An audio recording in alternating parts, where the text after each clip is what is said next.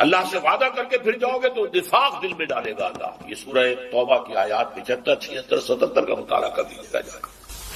آج پوری قوم منافق قوم اللہ. ہمارا دستور منافقت کا پرندہ ہے. منافق کون ہوتا تھا؟ بظاہر قانونی طور پہ مسلمان، حقیقت میں کافر. ہمارے دستور میں قرارداد مقاصد ہے، فلاں دفعہ ہے، فلاں دفعہ ہے، لیکن حقیقت میں کافر. ومن لم يحكم بما انزل الله فاولئك هم الكافرون. بنگلہ دیش کا مان بھی یہی ہے. بھارت کے مسلمان تو انڈائریکٹلی مجرم ہیں، انہوں نے سپورٹ کیا تھا. اصل مجرم جو ہے پاکستان اور بنگلہ دیش کے مسلمان. یہ ہے. اس میں جو ہے اس سے علاج کیا ہے؟ اس کا نکلنے کی کوئی صورت ہے یا نہیں ہے؟ ایک ہی علاج ہے، ایک ہی علاج ہے، ایک ہی علاج. دنیا کے کسی ایک سائزیبل ملک کے اندر اگر اسلام کا نظام پورا قائم کر کے دنیا کو دکھا دیا جائے اور چیلنج کیا جائے، come and see with your own eyes this is Islam, تب وہ شہادت علی الناس کی ذمہ داری بطور فرض کفایہ ادا ہو جائے گا. پوری امت نہ بھی ایسا کر سکے، لیکن امت کا کوئی حصہ، کوئی سائزیبل ملک یہ کر کے دکھا دے تو یہ پوری امت کی طرف سے فرض کفایہ ہو جائے. جیسے جنازے کی نماز کچھ لوگ بھی پڑھ لیں تو فرض کفایہ ادا ہو گیا، باقی سب لوگ جو بستی کے ہیں وہ اس سے مستثنا ہو گئے. کوئی بھی نہ پڑھے تو سب مجرم، سب گنہگار. اس وقت ہم سب گنہگار. لیکن یہ کہ یہ 40 کروڑ کے قریب مسلمان جو میں نے آپ کو بتایا پاکستان، بھارت اور بنگلہ دیش میں ہیں. 30 کروڑ مسلمان عالم عرب کے ہیں. 40 یہ باقی اور ہے مختلف متفرق 70 کروڑ. یہ تیسرے درجے میں. اگر ہم کسی بھی خطے میں وہ اسلام کا نظام قائم کر کے دکھا دیں تو بحیثیت امت مسلمہ جو ہمارا فرض منصبی تھا، یہ تکونوا شہداء علی الناس، لوگوں پر گواہی دو، یہ ہے اللہ کا دین، آؤ دیکھو، تو اللہ کا یہ عذاب ختم ہوگا. صورتحال تبدیل. یہ میں نے ذرا عالمی اس پر بات کی ہے. اب آئیے پاکستان. میں آج بھی اس کا قائل ہوں کہ پاکستان اسی کام کے لیے قائم ہوا تھا. علامہ اقبال کا فکر، خاص طور پر سن 30 میں جو ان کا خطبہ الہٰباد، اس سے پہلے ان کی شاعری، کیا کہنے ہیں اس کو، جو سور پھونکا تھا. پھر قائد اعظم نے 1938 سے 47 تک جو راگ الاپا ہے، اسلام اسلام اسلام اسلام اسلام اسلام، اس کے نتیجے میں 1946 کے الیکشنز کے اندر مسلم لیگ کو حیثیت حاصل ہوئی. یہ مسلمانان ہند کی واحد نمائندہ، اور یہ اللہ کا اصل میں معجزہ ہے. میں نے لکھی ہے کتاب استحکام پاکستان، پڑھیے اس کو. میں کہتا ہوں پاکستان کا قیام ایک معجزہ ہے. معجزہ کیوں ظاہر ہوا کہ ہم نے کہا تھا اللہ ہمیں آزادی دے ہندو سے اور انگریز سے تو ہم تیرے دین کا بول بالا کرائیں. خلافت راستہ کا نظام دنیا کو ایک دفعہ پھر دکھا دیا. میں نے اسی لیے اپنی اس کتاب میں استحکام پاکستان میں قرآن کی پاکستان کے قیام کو معجزہ کہا، اور قائد اعظم کی شخصیت کے لیے میں لفظ استعمال کیا معجز نما شخص. لیکن افسوس صد افسوس کہ ہماری پہلی نسل جو ہے وہ اس میں بالکل ناکام ہو گئی. وعدہ خلافی. ہم نے بھی واشنگٹن کی طرف اپنا قبلہ سیدھا کر دیا، مغربی تہذیب و کلچر کے لیے دروازے کھول دیے. امریکہ کی عالمی پالیسیوں کا ایک اعلی کار. یہ پوری پاکستان کی تاریخ ہے. یہ کوئی آج کی بات نہیں، یہ صرف مشرف کی بات نہیں، پوری پاکستان کی تاریخ ہے. بہرحال یہ جو سزا کا معاملہ تھا، یہ منافقت کی شکل میں تو سزا ہمیں مل گئی، اور ایک بہت بڑا وار 1971 میں پاکستان 2 لاکھ افراد مارے گئے. 94,000 ہمارا قیدی اس ہندو کے قید میں گیا کہ جس پر ہم نے کئی 1000 برس کئی 800 برس حکومت کی. پاکستان مشرقی پاکستان نہیں رہا بنگلہ دیش میں. لیکن آج سے کچھ 20 سال پہلے جب پاکستان کی عمر 40 برس ہوا چاہتی تھی قمری حساب سے، میرے دل میں امید کا ایک چراغ روشن ہوا. پاکستان کے مستقبل کے بارے میں رجائیت، امید، اور وہ خاص اس حوالے سے تھا کہ ایک فرد کی بھی اصل میچورٹی کی عمر قرآن مجید کے روح سے 40 برس ہے. اسی طرح بنی اسرائیل کی تاریخ میں 40 برس کا عدد بہت اہم ہے کہ جو نسل نکلی تھی مصر سے، جو غلامی کا داغ اٹھائے ہوئے تھی، اس نے تو حضرت موسیٰ کو کوڑا جواب دے دیا تھا کہ ہم جنگ نہیں کریں گے. فاذهب انت وربك فقاتلا إنا هاهنا قاعدون. اللہ نے سزا دی. اب یہ 40 برس تک یہی بھٹکتے پھریں گے صحرائے تیہ کے اندر. یتیہون فی الارض فإنها محرمة علیہم 40 سنة یتیہون فی الارض. لیکن 40 برس کے بعد ایک نئی نسل جو پیدا ہوئی، صحرا میں پلی بڑھی تھی، آزادی کی فضا میں سانس لے کر ابھری تھی، اس نے جنگ کی. یوشوا، حضرت یوشع علیہ السلام، یوشع بن نون، اور پھر ان کا دور شروع، کامیابی. تو شاید 40 برس تک پاکستان بھی صحرائے تیہ کے اندر بھٹکتا رہا ہے. شاید اللہ کرے. امید تھی. اس امید کا مظہر ہے میری کتاب استحقاق پاکستان. کتنوں نے پڑھی ہوگی آپ میں سے؟ میرا خون جگر ہے. امید تھی کہ ہوگا، انقلاب نہ آئے، اللہ کرے گا. لیکن چند ہی سال میں اس امید کے تاروں کو اور بکھر گئے.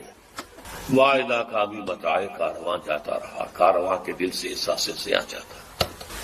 سن 92 میں یہ جو کتاب آئی تھی استحقاق پاکستان، یہ 85-86 میں آئی. لکھی گئی 85 میں، چھپی 86. 92 میں میری کتاب آئی ہے جس کا میں نے پہلے بھی ذکر کیا. تو پڑھیے خدا کے سابقہ اور موجودہ مسلمان امتوں کا ماضی حال مستقبل. اس میں میں نے پاکستان کے لیے لکھ دیا یاس انگیز کیفیت. 3 میں سے کوئی ایک انجام اس کا ہوگا. ایک تو یہ ہے جس کے کوئی آثار نہیں، کہیں نظر نہیں آ رہے، کوئی امید کی کہ اس امت مسلمہ پاکستانیہ کو قوم یونس کی طرح توبہ کرنے کی توفیق ہے اور عذاب ٹل جائے. اللہ کی قدرت سے بعید نہیں، لیکن کوئی امید کے آثار نہیں. بہرحال ایک ممکنہ بات ہے. دوسرا یہ کہ کوئی بڑا جھٹکا لگے 1971 والا، اس کو ہم نے مغربی پاکستان میں محسوس نہیں کیا تھا، یہاں محسوس کر کے لوگ جاتے ہیں. یہ بھی بڑی کامیابی ہے. اگر عثمانیوں پر کوہ غم ٹوٹا تو کیا غم ہے کہ خون 7,000 انجم سے ہوتی ہے احساس پیدا. اور تیسرا میں نے لکھا ہے، آج بھی پڑھ لیجیے، 92 کی چھپی ہوئی کتاب. تیسرا امکان یہ ہے کہ بھارت پاکستان کو فتح کرے، کروڑوں مسلمانوں کو قتل کرے، اپنی 1000 سالہ غلامی کا پورا انتقام، اپنے انتقام کی پیاس کو بجھانے کے بعد، لیکن اس کے بعد پھر انشاءاللہ وہ ایمان اور فتنہ تاتار کی تاریخ دوبارہ دہرائی جائے گی. کروڑوں مسلمان ان کے ہاتھوں قتل ہوا، کروڑوں. پھر اسلام نے انہیں فتح کر لیا، وہ مسلمان ہو گئے، اور پھر عظیم ترین مملکتیں پوری دنیا کے اندر ان ترکوں نے قائم کی. ترکان تیموری ہندوستان، ترکان صفوی ایران، اور ترکان عثمانی کی تو کیا بات ہے. اناطولیہ سے شروع ہو کر ترکی جو ہے اس کا بھی ایشیائی حصہ صرف ان کے پاس تھا. پھر جو ان کا فتوحات ہوئی، یورپ کا تقریباً آدھا مشرقی یورپ ان کے تحت تھا. ہے آیا فتنہ تاتار کے افسانے سے فاصبہ مل گئے کعبے کو سلم کھانے سے. وہی جو قاتل تھے، سفاک تھے، پورے شہر کے لوگوں کی آبادی کو قتل کر کے اور ان کی گردنیں علیحدہ کر کے، ان گردنوں کو، سروں کو، سریوں کو جمع کر کے ایک پہاڑی کی شکل دے کر اس کے اوپر تخت جما کر ایک تاتاری وحشی سردار شراب پیا. چشمے فلک نے یہ منظر بھی دیکھے ہیں. بہرحال یہ 3 جو آپشنز میں نے 92 میں کہے تھے آج بھی میری کتاب میں موجود ہے، انہیں پڑھ لیجیے. اور بدقسمتی ثم بدقسمتی ثم بدقسمتی، آج حالات اس سے بھی زیادہ دور جا چکے. آج سے 2 یا 2.5 سال پہلے میں نے یہ تقریریں کی تھی، 2 آپ نے وہ بھی نہیں پڑھی ہوگی. ایک تو عالمی سطح پر موجودہ عالمی حالات میں اسلام کا مستقبل، اور ایک پاکستان کے وجود کو لاحق خطرات و خدشات. حالانکہ اس کے لیے جو تقریر کا میں نے اشتہار دیا تھا اس میں عنوان کچھ اور تھا. کیا پاکستان کے خاتمے کی الٹی گنتی شروع ہو چکی؟ ہاں، اس وقت مجھ پر خاصی مایوسی کا غلبہ ہے پاکستان کے مستقبل وجود کے بارے. 3 سال پہلے کی بات یوں کی تو قائم ہے، اس میں کوئی فرق نہیں پڑا. مانن پاکستان ختم ہو چکا ہے، ایک انڈیپینڈنٹ ساورن اسٹیٹ کی حیثیت نہیں رہی ہے. آپ اب اس وقت جو ہے امریکہ کے لیے پالک ہیں. اللہ خیر سے شروع سے جو چیز چلی آ رہی تھی وہ اب اپنے کلائمیکس کو بش صاحب کیا کر کے گئے ہیں. کشمیر بھول جاؤ، ذکر بھی نہیں، نہ انڈیا میں ذکر کیا نہیں آئی. ابھی تمہیں اور بہت کچھ کرنا ہے. بھارت سے معاہدہ ہوا، تم سے نہیں ہو سکتا، بھارت بہت بڑی ہے. آج سے کوئی 40 سال قبل میں بڑے بھائی کے ساتھ مشرقی پاکستان تھا اس وقت، 67-68 کی بات کروں، سیر کے لیے گئے. میرے ایک ہمدان اسرار الحق صاحب وہاں پہ چیف انجینئر تھے پاک PW، انہوں نے دعوت دی تھی، آپ میں یہاں ہوں، سیر کرا دوں. ڈھاکہ اور مختلف جگہ، چٹاگانگ، چوٹوگرام جسے کہتے ہیں. وہاں ایک ملاقات میں اسرار الحق صاحب نے، وہ اب امریکہ جا چکے، وہیں کیا بات ہو گئی، پہنچی وہیں ایک خاص جہاں کا خبیر تھا. انہوں نے ایک جملہ کہا جس پر مجھے بہت پیش آیا تھا. جملہ سنیے، India is a very great country and Pakistan is only a nuisance to it. انگریزی دان لوگوں نے تو سمجھ لیا ہوگا. بھارت ایک بہت بڑا اور پاکستان اس کے لیے تھوڑی سی سرگرانی کا باعث ہے بس. آج یہ جملہ 100% آپ کی نگاہوں کے ساتھ، اگر آنکھیں بند کیے رکھیں تو اور بات ہے، اگر حالات کے رخ کو نہ پہچاننا چاہیں تو لگے رہے اپنے دھندوں میں، کاروبار میں، لانا خیر ورنہ صورتحال یہ پیش آ چکی، الٹی گنتی شروع ہو چکی۔ لیکن اس سب کے باوجود ابھی امید کا چراغ میرا گل نہیں، مدھم پڑ گیا ہے، ٹمٹما رہا ہے، لیکن میرا ایک امید کا سہارا ہے، وہ 400 برس کی تاریخ ہے بھارت کی، ہندوستان کی، جس کے کوئی منطقی تقاضے نظر آتے ہیں، اور مستقبل کی پیشین گوئیاں ہیں محمد رسول اللہ صلی اللہ علیہ وسلم۔ تو یا ماضی میں روشنی نظر آتی ہے یا حال میں نہیں، کچھ we have been cut to size.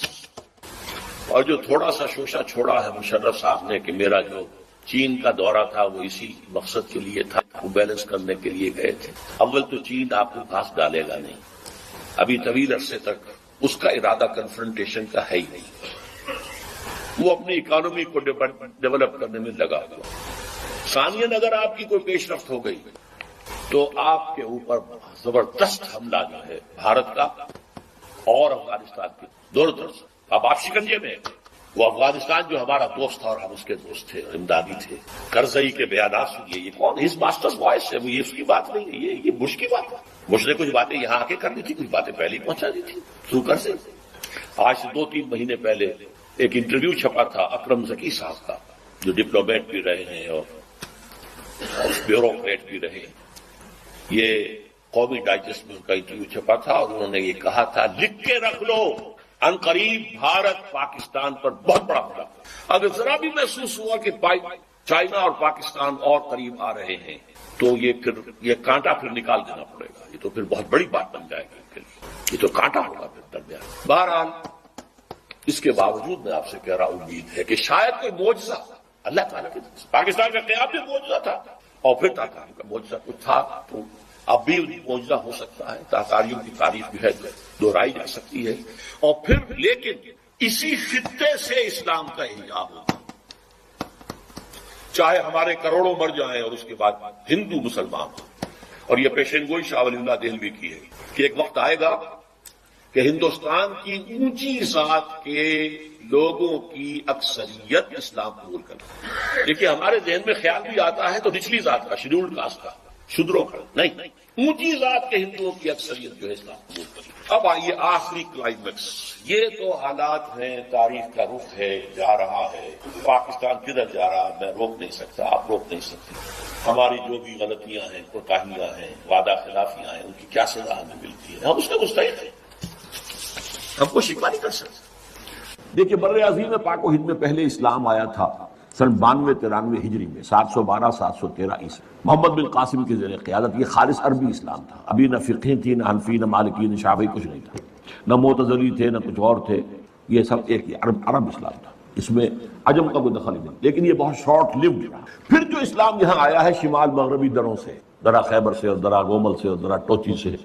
یہ جو اسلام آیا ہے 300 برس بعد آیا ہے۔ اس اسلام میں 2 چیزیں پیوست تھیں، حنفیت کٹر، حنفیت کی اسلام ہے، باقی گویا اسلام ہے ہی نہیں، اور تصوف جس کے اندر کے وحدت الوجودی، بلکہ یہاں تک کہ عوامی سطح پر ہمہ کی تصور ہے۔ پاک ہندوستان کی تقدیر بنا ہے وہ اسلام، عربی زبان صرف علماء یا پھر فقہ جو ہے قاضی بھی ہوتے تھے، چاہے مسلمانوں کی حکومتی نظام اسلامی نہیں تھا، سیاسی قانون تو اسلامی نافذ تھا، شریعت تو نافذ، تو قاضی چاہیے تھے، میجسٹریٹس، مفتی چاہیے تھے، لیگل ایکسپرٹس، خطیب چاہیے تھے، یہ سب فقہ پڑھتے تھے۔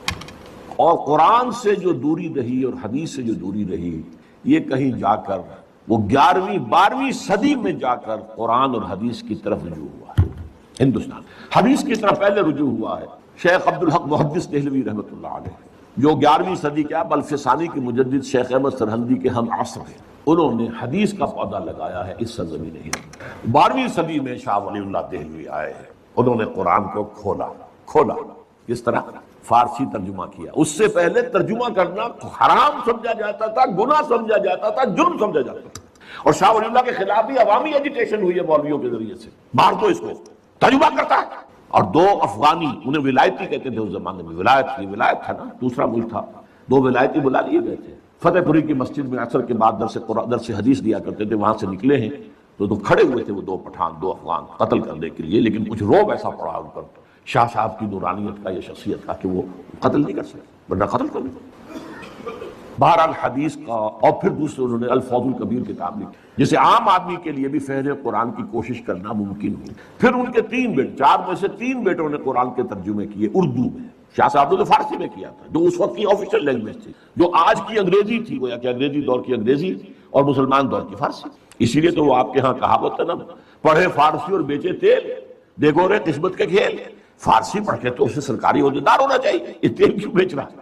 اور یہی حال ہمارا بعد میں ہوا انگریزی کا۔ اس اعتبار سے شاہ عبد العزیز نے ترجمہ بھی کیا، تفسیر بھی لکھی، تفسیر عزیز اردو میں۔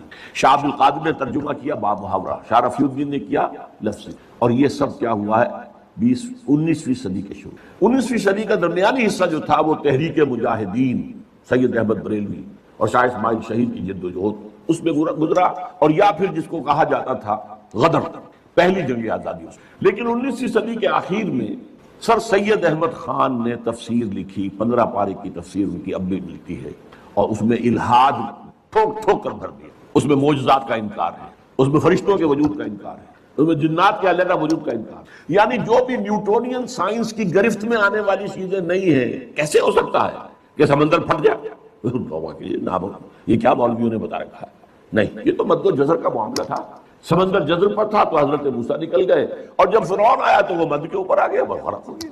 یہ ساری توجیحات، فرشتے کوئی نہیں، فرشتے فورسز آف دی نیچر کا نام۔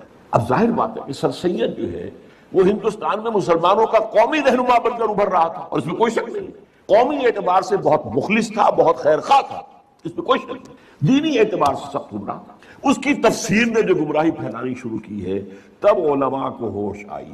پھر جو تفسیریں یہاں لکھی گئی ہیں ہندوستان میں اور ترجمے ہوئے ہیں، اس کی کوئی نظیر آپ کو نہ تو پوری مسلم تاریخ میں ملے گی، نہ کنٹمپریری مسلم ورلڈ میں ملے گی۔ اتنی تفسیریں۔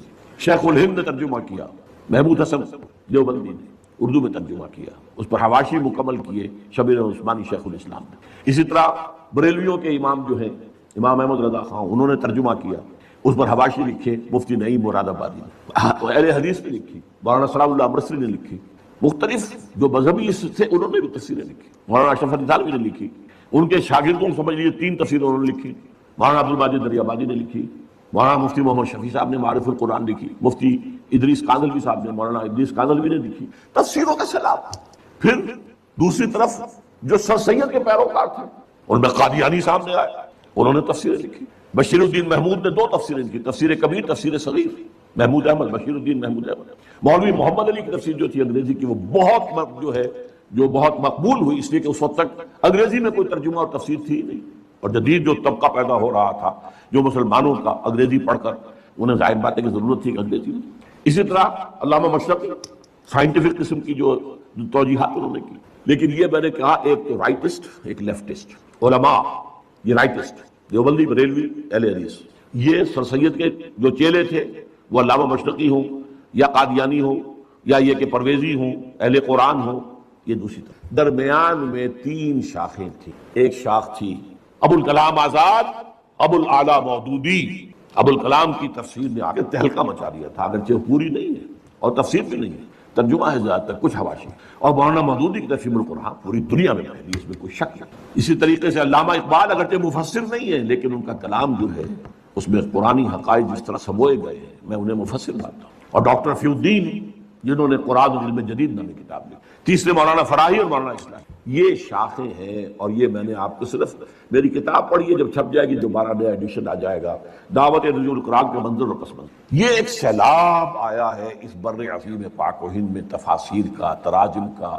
اور یہ واقعہ یہ ہے کہ اس کی کوئی نظیر، جیسا کہ میں نے کہا ہے، نہ تو ہماری پچھلی تاریخ دے سکتی ہے اور نہ کنٹمپریری مسلم ورلڈ میں کسی ملک میں اتنا ہوا قرآن۔ اب اللہ کے فضل سے ہم آگے بڑھ رہے ہیں۔ تحریک رجوع الی القرآن ایک تحریک کی شکل، اس کی توفیق اللہ نے اپنے ایک بہت ہی حقیر اور ناچیز بندے کو دی ہے۔ میں نے اس کام کا بیڑا اٹھایا۔ 19 برس کی عمر سے میں نے درس قرآن دینا شروع کیا، جبکہ میں جمعیت طلبہ کا کارکن تھا۔ عربی میں نے ہائی اسکول میں پڑھی تھی، عربی گرامر مجھے مستحضر تھی اللہ کے فضل سے، اور اس کے بعد سے لے کر آج تک میں درس قرآن کا ایک تحریک کی شکل میں ہے۔